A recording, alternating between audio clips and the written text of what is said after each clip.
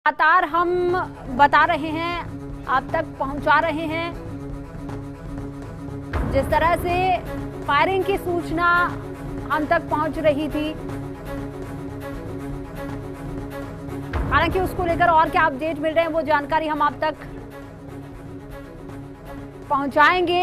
लेकिन इस वक्त इस खबर पर और ज्यादा जानकारी के लिए हमारे संवाददाता राम स्वरूप साथ में जुड़ चुके हैं। राम, क्या जानकारी देंगे वहां से?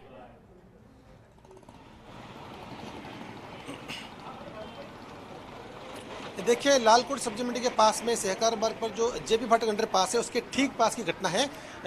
अंडरपास के ठीक बाहर फुटपाथ पर कुछ दुकानें बनी हुई हैं, जहां पर एक मिस्त्री की दुकान है, एएम होंडा सर्विस सेंटर है। इस सेंटर पे का जो मालिक है इस्लाम कुरैशी नाम का व्यक्ति है, इसको गोली मारने की और उस पर हमला करने की बात सामने आई है। ये जो सामने स्कूटर खड़ा है, इस स्कूटर को वो ठीक कर रहा था मिस्त्री, तो इसी दौरान जो है बताया जा रहा है कि दो हमलावर यहाँ पर आए और दोनों ने यहाँ आकर के उस पर पहले सरिये से उस पर हमला किया और हमला करने के बाद में उसको गोली भी मारी। हालांकि गोली का कोई खोल यहाँ पर मिला नहीं है, लेकिन जो आसपास के लोग हैं उनको में एक धमाके की आवाज़ आई, दहशत फैली है।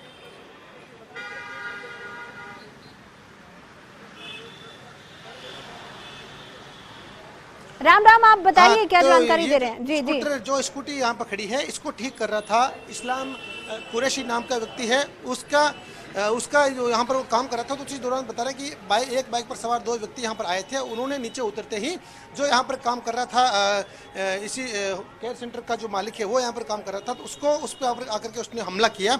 सरिये से हाथ पर चोट मारी है, जिससे हाथ पर काफ़ी खून आया और उसके साथ में ही उसको जांग में गोली लगने की भी जानकारी सामने आई है। सूचना मिलने के तुरंत बाद ज्योतिनगर के पुलिस इंस्पेक्टर जो राम किशन विश्नोई जी हैं वो यहाँ पर आए मौके पर। वहाँ के आने के बाद उन्होंने तुरंत 108 एम्बुलेंस के जरिए उस घायल व्यक्ति को इस्लाम कुरैशी को SMS भिजवाया है। हालांकि उसकी हालत गंभीर ज़्यादा नहीं है, क्योंकि उसकी जो गोली लगने की जो जानकारी है वो उसके जांग में गोली लगी है और हाथ पे लोहे के सरिये से जो हमला हुआ है, हाथ में चोट लगी है, जांग में गोली लगी है, लेकिन उसकी जान को खतरा नहीं है, वो बिल्कुल बोल चाल रहा है। लेकिन अब वो व्यक्ति कौन थे, इसकी वो हमलावर कौन थे, क्यों हमला किया?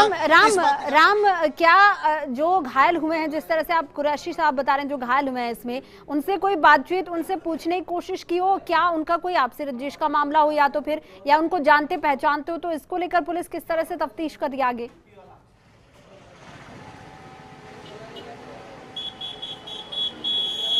देखिए, जो घटनाक्रम हुआ वो अचानक हुआ है। जैसे ही इस घटनाक्रम को पता पुलिस को लगा तो पुलिस अधिकारी तुरंत मौके पर आए और उस घायल व्यक्ति को सबसे पहले 108 एम्बुलेंस के जरिए सीधा SMS ट्रमा सेंटर पहुंचाया गया है, जहां उसका इलाज करवाया जा रहा है।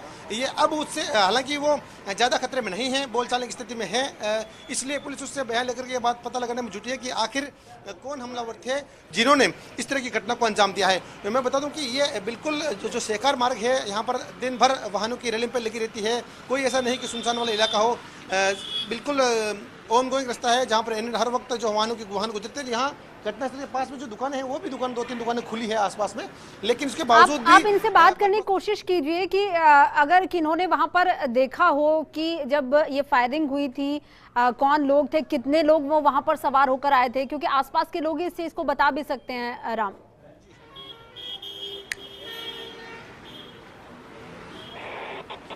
बिल्कुल, जो आसपास दुकान में और काम करने वाले जो लड़के हैं उनसे पूछते हैं कि वो यहाँ पर थे तो उन्होंने क्या देखा। जो लड़के, पुलिस उनसे पूछताछ के लिए, उनसे बात करने के लिए यहाँ पर साथ ले गई है। भैया, क्या हुआ, क्या क्या देखा आपने यहाँ पर?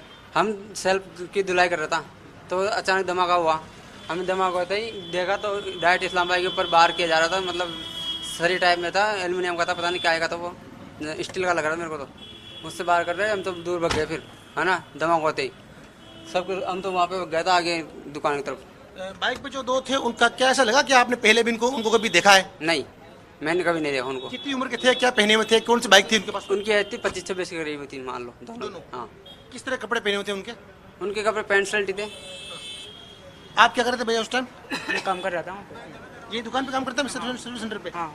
और कितने लोग थे आसपास? आसपास तो 4-5 होगा। 4-5 लोग। हाँ। तो उन्होंने आगे कुछ बातचीत वगैरह की या आते ही सीधा फायर किया? ये इतना तो ध्यान नहीं दिया था, जो काम कर रहा था ना पीछे आके गान गोली मारा, आवाज सुना था, मैं सुन के मैं भाग गया था। उसके तुरंत बाद भागे वो? नहीं, मार के गया था। मारा था। अच्छा, मारपीट भी क्यों नहीं? मारपीट किसके साथ हुई?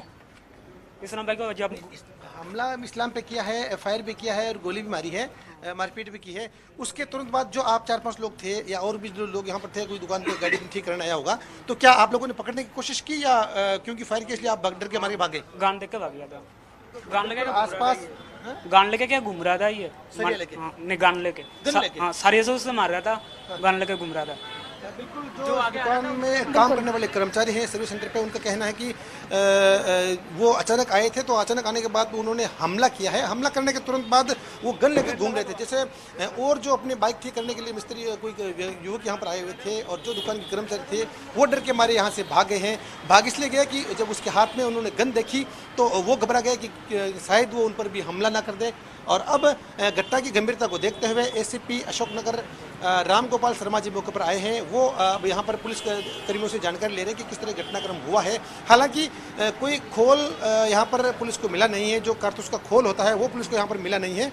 लेकिन पुलिस अभी इस बात की तफ्तीश में जुटी हुई कि आखिर जो दो लोग थे क्यों थे, क्योंकि जैसे कि अभी दो कर्मचारियों ने बताया था कि वो यहाँ पर रुके थे। हमला का गोली मारने के बाद में, उसको सरिया मारने के बाद में, उसको बेरहमी से मारने के बाद में भी वो यहाँ पर घूम रहे थे। उनके हाथ में बंदूक थी और लोगों को ललकार रहे थे।